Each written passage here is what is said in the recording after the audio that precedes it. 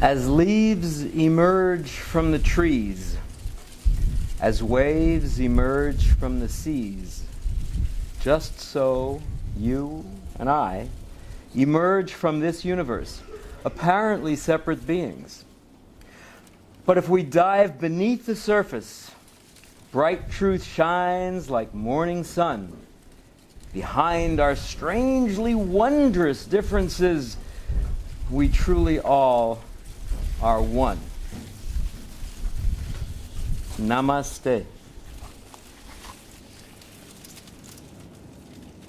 Ed Elkin, psychologist, world traveler, gestalt therapist, many things. Ed, this poem is, I think, one of your core messages. Exactly. We're not different. Correctly. Yet you are a psychologist, and those people try to tell us all the time that we are different from others. Both are true, simultaneously.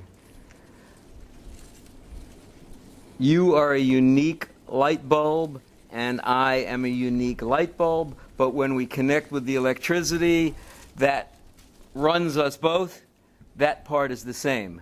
You're an individual wave emerging out of the ocean, and so am I. This is Alan Watts's, one of his core messages. So it's simultaneously true that we are the same and we are different. Behind our differences, we are the same, which is the essence of what I teach, which I now call the Namaste experience, where Namaste is the ancient Indian greeting, which means I honor the place in you where behind our differences we are the same. In short, I honor the God in you. I honor the God in you is one way of putting it for those who accept that concept. Or spirit in you that we share. Or the white light in you that we share. All of it is similar. Now, you went through a lot of experience. You've seen many masters, teachers, methods. Yes. But coming down to the core thing in there is, if I'm not so much different from you, how do I experience this separation? How come that I feel separate from the world and that most people feel separate from the people around them, the world? It depends on where your focus is. If you focus on the ways in which you're different, like you have a lot of hair, I have very little hair, you wear glasses, I don't wear glasses, you're wearing tan pants, I'm wearing blue pants, those are the differences. If we focus on how we're the same, you have two eyes, so do I, you have a nose, you have a mouth, you have a childhood that is very similar to mine, so it depends on where your focus is. That you can focus on either the differences or the similarities, acknowledging within that both are simultaneously true. Now, in the West, we now live in a comfortable situation where we can afford to look at the differences and not at the sameness. And I can imagine that, for instance, people living in Africa or in the old, prehistoric times, they had so much enemies around them that they had to focus on them being alike, because they together had to go out and hunt and find food, that they could see that outside world as the enemy and be close together. Now, yes. Here we are, and it seems it's a luxury that we can indulge ourselves in these differences. And we call people psychotherapists, and we pay them, right. We go and we do all these things. Isn't right. that a luxury thing that came with modern times? I don't think focusing on the differences is a luxury, because you don't have to have money to focus on differences. Many people who are in poverty focus on differences, so that isn't the issue. It's not a luxury to focus on differences. It's more of a luxury to focus on the sameness, in the sense that when people are concerned about scarcity in the world and think that there isn't enough to go around, then they have to say, well, it's you or me, whereas what seems to be true in the developing future is that it's a you and me world. This is one of the main messages that Buckminster Fuller gave us when he presented his work at the end of his life. Buckminster Fuller, sometimes known as the grandfather of the future. He says it's no longer a you or me world, it's a you and me world, but it is a luxury to focus on the similarities so that we can appreciate our oneness and help each other by more equitable distribution of resources. Mm-hmm. You're a Gestalt therapist. Now, what I remember from Gestalt is that I went to Esalen and Fritz Perls teach there and developed the whole thing. And I was always amazed that people could see in a pillow suddenly see their father or some enemy or some friend or whatever and get a close relationship with the pillow and actually start beating it up or loving it or whatever. Reminded me of teddy bears, but it went much deeper. Yeah. How is it that works?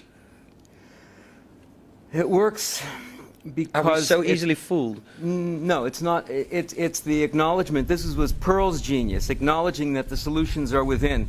That you can't. The person when you're dealing with your mother, it's not the mother out there. It's your internal mother. So you use the empty chair, and that's where you put your imaginary mother, the only mother that you deal with. So you talk to her as if, Mama, I can't stand it anymore. I really need something from you. And then you reverse roles. You sit in the opposite seat, and you become the mother as much as possible. Speaking the way she would speak, sitting the way she would speak, and then talking back. And that was Pearl's genius, by saying you can deal with any issue in your life by dealing with the aspects within yourself, that all the solutions are within ourselves. That was what Pearl's focused on when he used the empty chair. And it was a semi-theatrical technique which he used. The Conscious Evolution Adventure is an interactive theater event where the audience become the actors, enacting the stages of evolution in a 2-hour process, complete with intermission, which comes when the kids in school have a recess. This is about the journey we all are taking. This is the journey of each human, from single fertilized egg to embryo, where embryo becomes fish, then frog, then reptile, then bird, then mammal, then newly born human. The journey we each take in the womb is the evolutionary journey, ever dying and being reborn in new forms, more intricate, more magical than the ones before. For we are nevertheless for dying, forever following the pattern of divine spirit, a master blueprint of growth and change. Single cells become many cells, sponges and jellyfish. Creatures develop a head and a tail and discover directionality. Worms. Soft bodies develop hard shells outside. Crabs, lobsters, clams, then turn themselves inside out. Hard skeletons inside, soft bodies outside. Consciousness of fish, of frogs, of dinosaurs. The wonder of birds. Kids at play, at a tickle game, having fun, and then the teacher says, "It's time for school. Sit down, be quiet."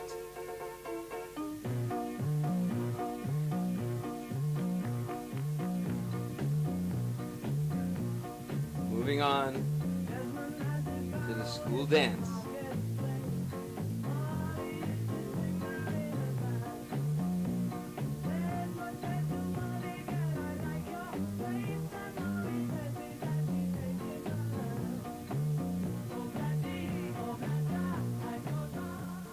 Becoming young men and women.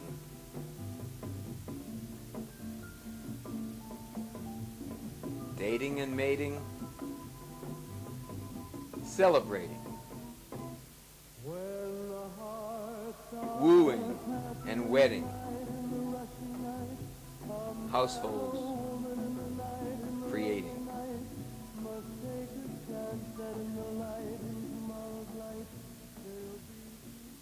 Lovers together, their lives in the making.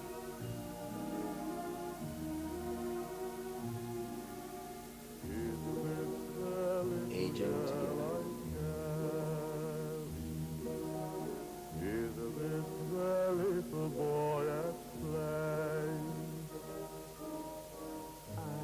Aging in sickness. Aging in health, alone or with loved ones, pure spirits are wealth. Until it's time to pass on as before.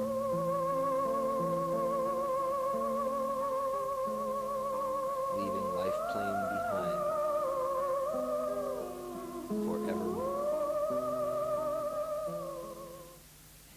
But waking once more, nevertheless for dying,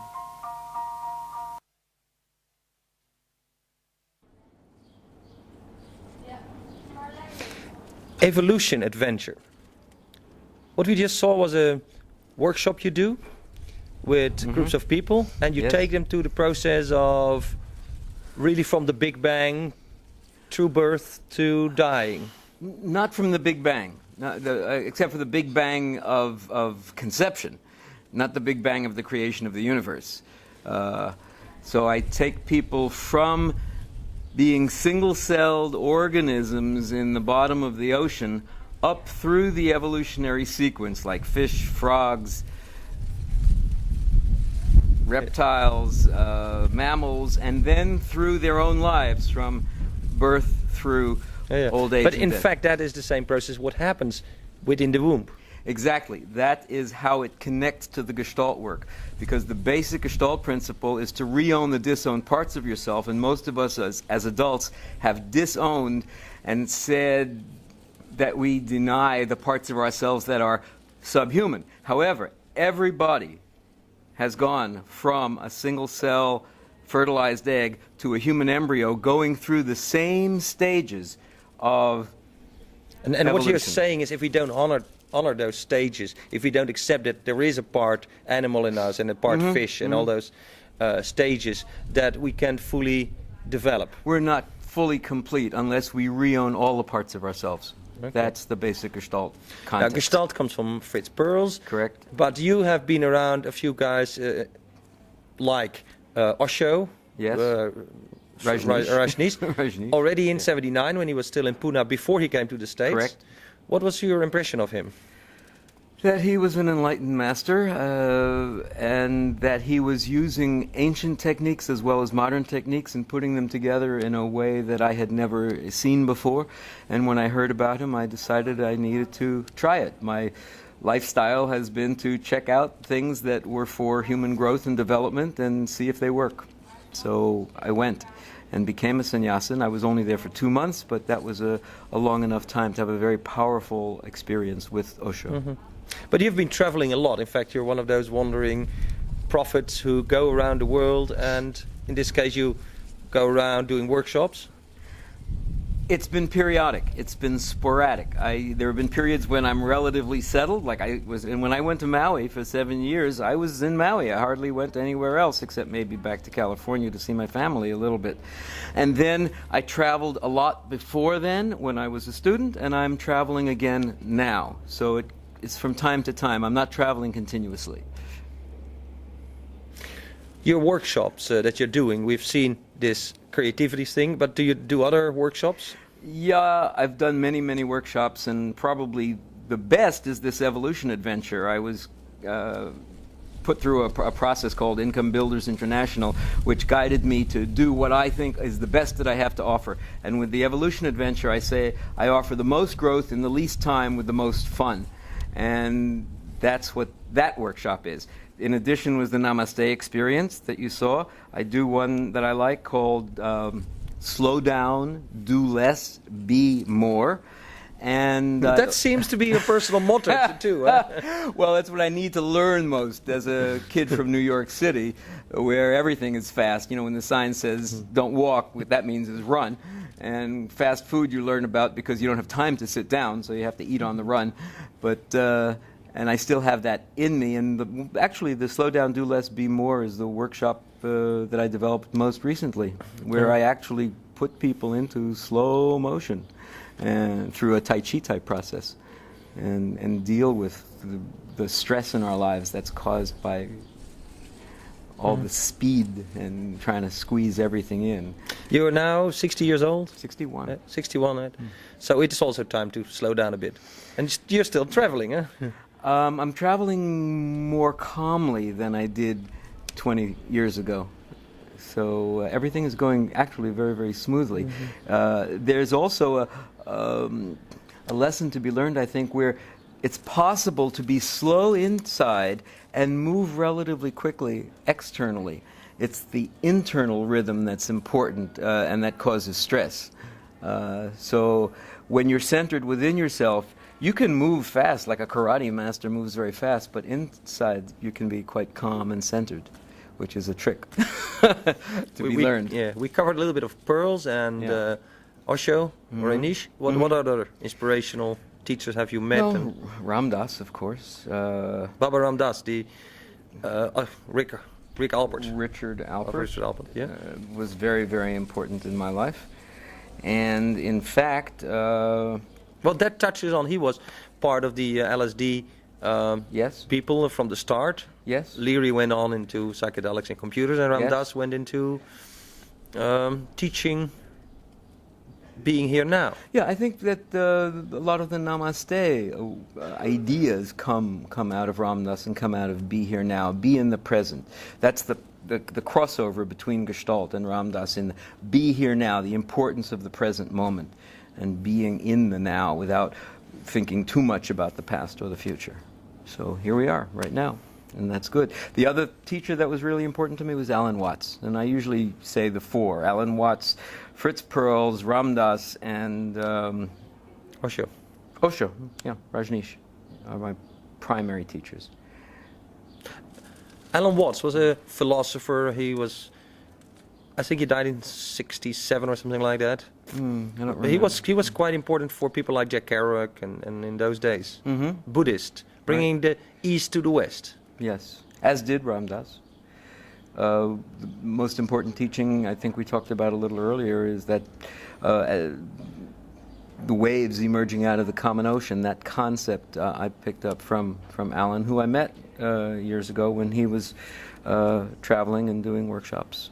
And that means in practice that we can feel ourselves a drop in the wind and at the same time being part of the whole of humanity as the subconscious. A drop in the ocean. Yeah, but sometimes drops in the oceans come out and there's waves and they become and then they spray and they make a lot of noise and it. Yeah. Yes. And some of us make a lot of noise and others are deep in the ocean, very quiet. And it's all part of the gestalt of the totality. When you talked about the gestalt, I think that in terms of a mission statement, I thought about gestalting the planet and helping to make the planet whole.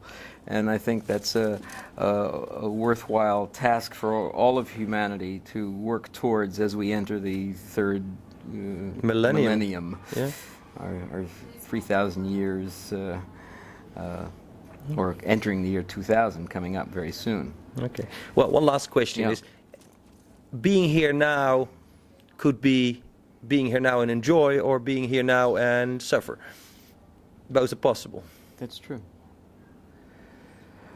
I think that if one is in pain, then to be with it and to experience it fully so that we get through it more quickly is what the point is. It's you be here now with whatever is, so that right now I'm sitting talking to you, I'm really aware of that beautiful flower there in the garden, and I'm aware of the blue sky, and I'm aware of the trees above us, I'm aware of my hand. This is like a meditation to do an awareness continuum that brings us into the moment. Now I am aware of, now I am aware of, now I'm aware of my breathing, now I'm aware of my talking, now I'm aware of moving my hand, and now I'm aware of how much I'm enjoying being here.